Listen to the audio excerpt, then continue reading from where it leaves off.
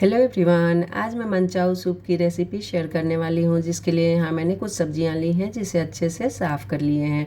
इसमें मैंने दोनों तरह के cabbage, capsicum, carrot, French beans, green chilli, ginger, garlic, spring onion और धनिया की पत्तियाँ लिए हैं। और उन्हीं सारी सब्जियों के छिलके को भी मैंने अच्छे से धो करके वेजिटेबल स्टॉक बनने के लिए 1 लीटर पानी में डाल के गैस पर डाल दिए हैं। गैस पर दूसरे साइड में एक पैन में थोड़ा पानी डाल के 2-4 बूंद ऑयल और सॉल्ट डाल देंगे। 1 पीस नूडल्स को हम इसमें डाल के उबालेंगे। कुछ देर के बाद में अब चेक कर लेते हैं, ये पक चुके हैं तो इन्हें छन्नी में छान लेते हैं।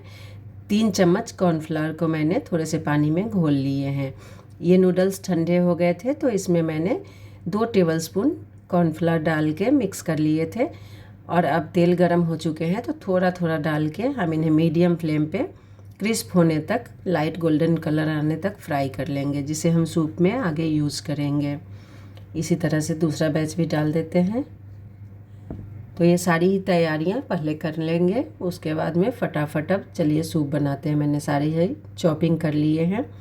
अब एक कढ़ाई या वोक डाल लेंगे, उसमें थोड़ा ऑयल डाल के हाई फ्लेम रखेंगे और अब सारी ही चीज़ें फटाफट डालते जाएंगे। सबसे पहले जिंजर गार्लिक डाल देंगे। मैंने यहाँ 1-1 टेबलस्पून दोनों ही चीज़ें डाल दिए हैं। थोड़ी देर भून के अब इसमें ग्रीन चिली और स्प्रिंग अनियन डाल देंगे। स्प्रिंग अनियन का वाइट वाला पार्ट सिर्फ अभी डालेंगे, उसे मैंने बारीक चॉप कर लिए हैं।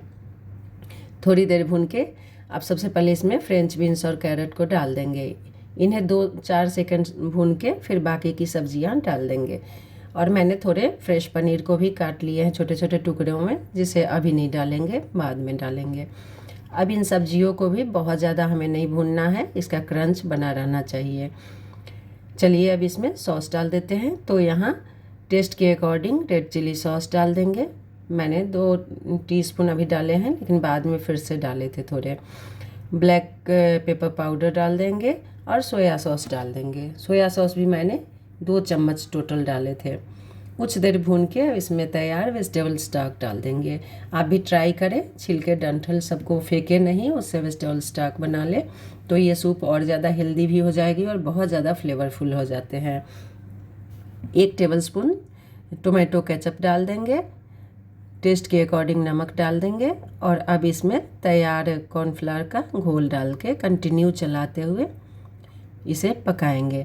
थोड़ी सी स्प्रिंग अनियन और धनिया की पत्तियों को मैंने अभी डाल दिए हैं। अब इसमें बॉईल आ चुका है तो पनीर डाल देते हैं। आप चाहें तो इसमें मशरूम भी डाल सकते हैं, लेकिन वो बाकी सब्जियों के टाइम पे ही डालें।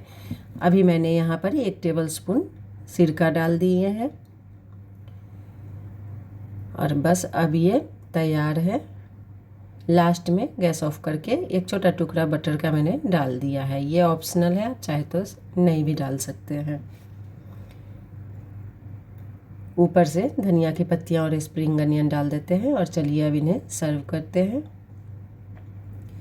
घर पे बनाने का यही फ़ायदा है कि आप अपने पसंद की सब्जियां डाल सकते हैं और ज़्यादा क्वांटिटी में भी डाल सकते हैं।